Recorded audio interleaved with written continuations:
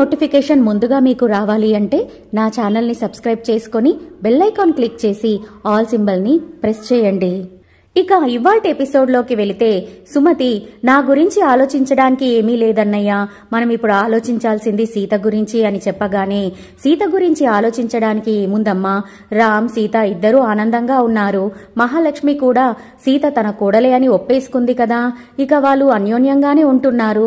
వాళ్ళ గురించి మనం ఏం ఆలోచించాలి అని శివకృష్ణ లలిత అడుగుతారు. మీకు నేను ఒక విషయం చెప్పాలన్నయ్యా అంటూ సుమతి జరిగిందంతా కూడా ఎక్స్ప్లెయిన్ చేస్తూ ఉంటుంది. చీర కాలిపోవడం, దీపం కొండెక్కడం అదంతా ఎక్స్ప్లెయిన్ చేస్తూ ఉంటే శివకృష్ణ లలిత ఇద్దరూ కూడా షాక్ అయిపోతారు.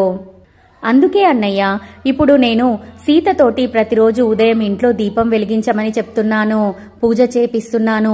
పౌర్ణమి రోజు రామ్ సీత ఇద్దరూ కూడా ఉదయమంతా ఉపవాసం ఉండి రాత్రి గుడిలో జాగారం చెయ్యాలి. అంతవరకు సీతకు ముప్పు తప్పనట్టే, ప్రమాదం పొంచి ఉన్నట్టే అని సుమతి చెప్తూ ఉండగానే సీత అక్కడికి వస్తుంది.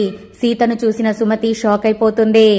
ఏంటత్తమ్మా, అమ్మకి నాన్నకి నా గురించి ఏదో చెప్తున్నట్టున్నావు, నా గురించే మాట్లాడుతున్నట్టున్నావు అని సీత అడగగానే సుమతి లలిత ఏం చెప్పాలో తెలియక షాక్ అయిపోయి అలాగే చూస్తూ ఉంటారు.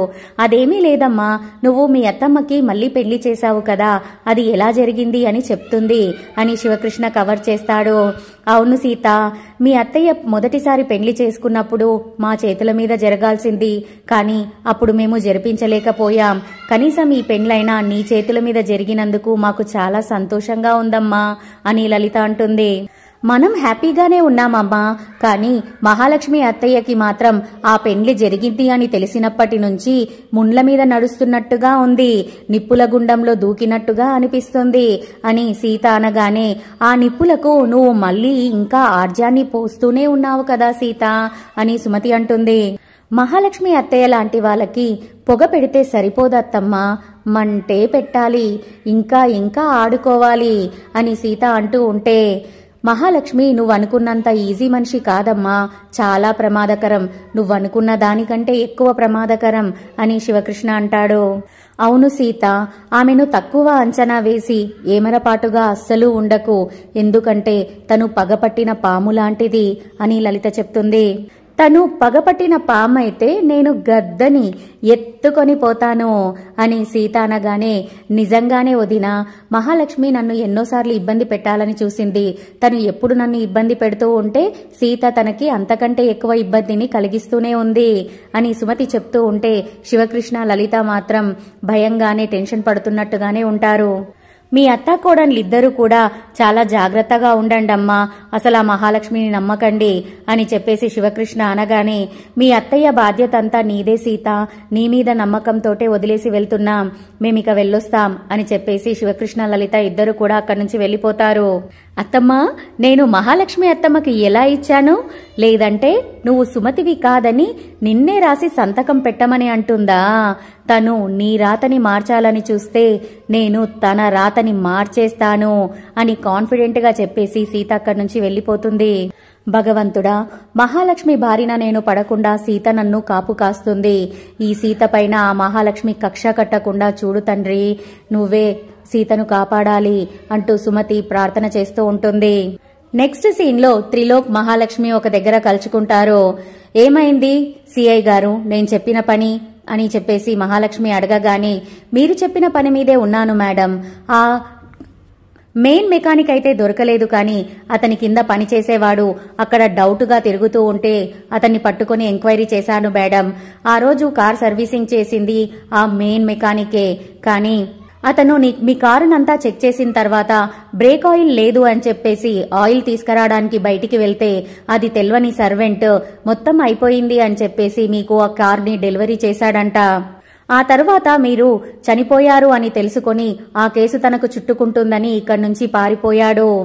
అతను మీకు విషయం చెప్పడానికి చాలాసార్లు కాల్ కూడా చేశాడంట మేడం, కానీ మీరే లిఫ్ట్ చేయలేదంట అని త్రిలోక్ అనగానే, ఆ అసిస్టెంట్ ని పట్టుకున్న మీరు ఆ మెయిన్ మెకానిక్ ని పట్టుకోలేకపోయారా అని మహాలక్ష్మి అనగానే, అసిస్టెంట్ ని తీసుకొని నేను ఆ మెయిన్ మెకానిక్ వాళ్ళ ఇంటికి వెళ్లాను మేడం, కానీ ఆ ఇంటికి తాళమేసింది, పెండ్లాం పిల్లల్ని తీసుకుని వాడు ఎటో పరారైపోయాడు మేడం అని త్రిలోక్ అనగానే, వాడి కారణంగా నా జీవితమే తలకిందులైపోయింది. జైల్లో చిప్పకూడు తినాల్సిన ఆ సుమతి ఇప్పుడు సవతి అయి నా పక్కనే తిరుగుతుంది.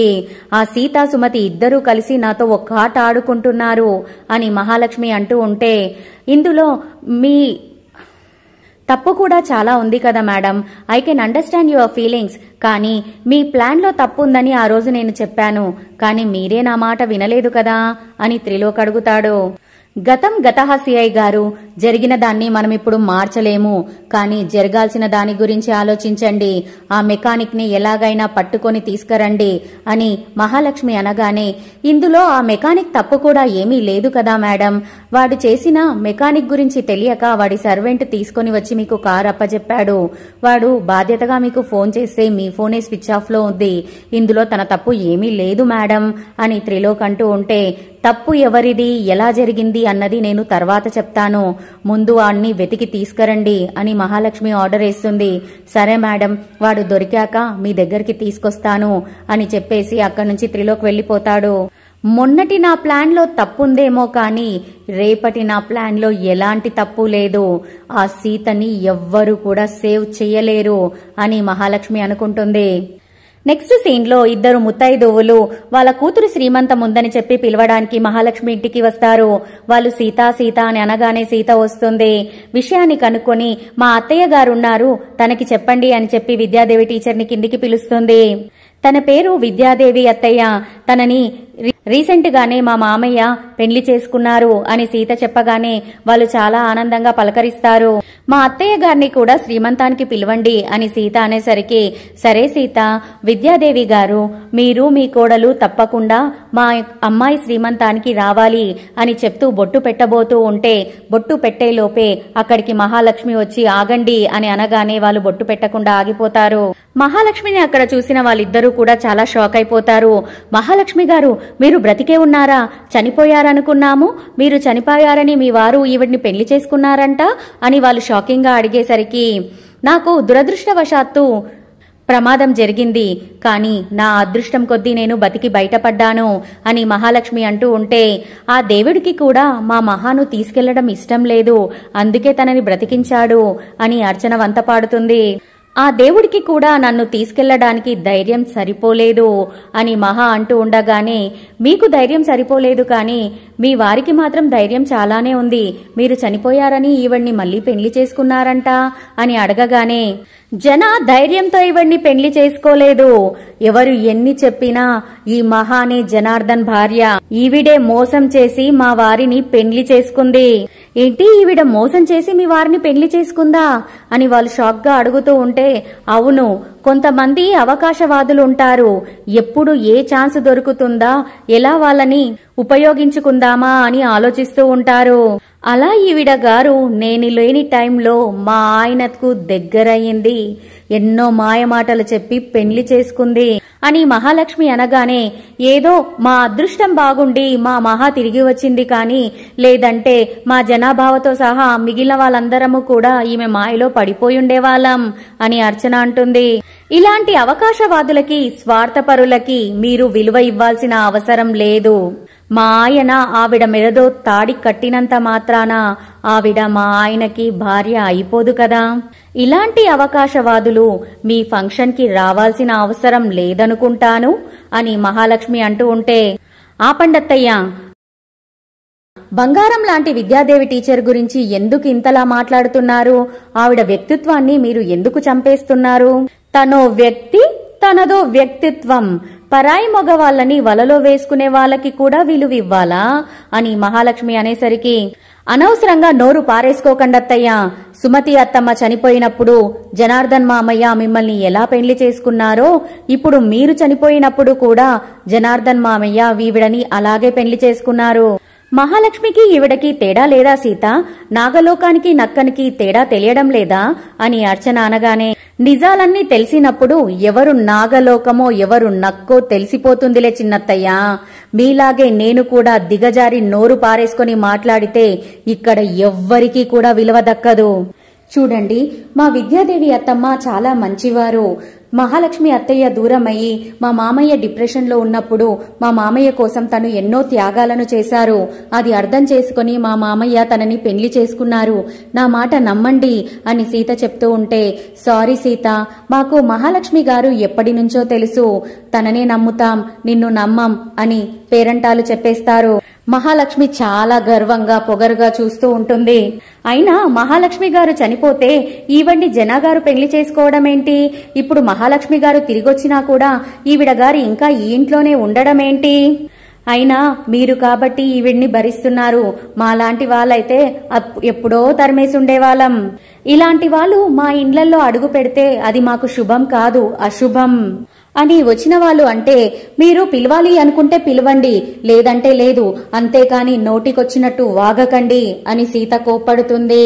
అయినా మహాలక్ష్మి గారు బ్రతికే ఉన్నారని తెలిస్తే వాళ్ళనో వీళ్ళనో పిలవాల్సిన కర్మ మాకేంటి, మేము మహాలక్ష్మినే పిలుస్తాం అని చెప్పి మహాలక్ష్మికి అర్చనకి బొట్టు పెట్టి పిలిచి, మీరు మాత్రమే రండి మహాలక్ష్మి గారు, కొంపలు కూల్చేటోళ్లు మాకు అవసరం లేదు అని సుమతిని ఘోరంగా అవమానించి వాళ్ళక్కడి నుంచి వెళ్లిపోతారు. వాళ్ళు ఏమన్నారో విన్నావు కదా సీత? కొంపలు కూల్చేవాళ్ళు, కాపురాలు కూల్చేవాళ్ళు వాళ్ళకి అవసరం లేదంట అని మహాలక్ష్మి ఎక్కించి మాట్లాడుతూ ఉంటే, ఎవరి కాపురాన్ని ఎవరు కూల్చారత్తయ్యా?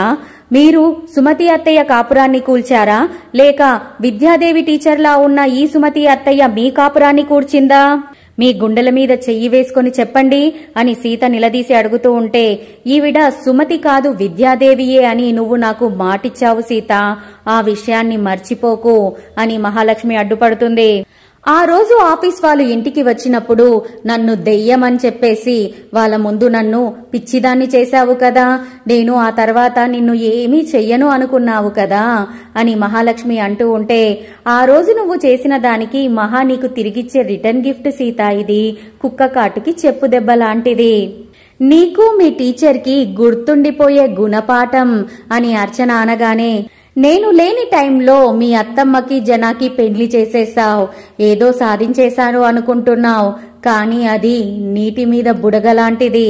ఈవిడ ఈ ఇంట్లో ఉన్న ఏ గుర్తింపు లేకుండా చేసేస్తాను, ఈవిడకి ఈ ఇంట్లో ఎవ్వరూ కూడా విలువ గౌరవం ఇవ్వకుండా చేస్తాను, నేను ఈ పెళ్లి ఎందుకు చేసుకున్నానా, ఈ ఇంట్లో ఎందుకు ఉన్నానా అని ఏడ్చేలా చేస్తాను చూడు అని అంటూ మహాలక్ష్మి అక్కడి నుంచి వెళ్లిపోతుంది.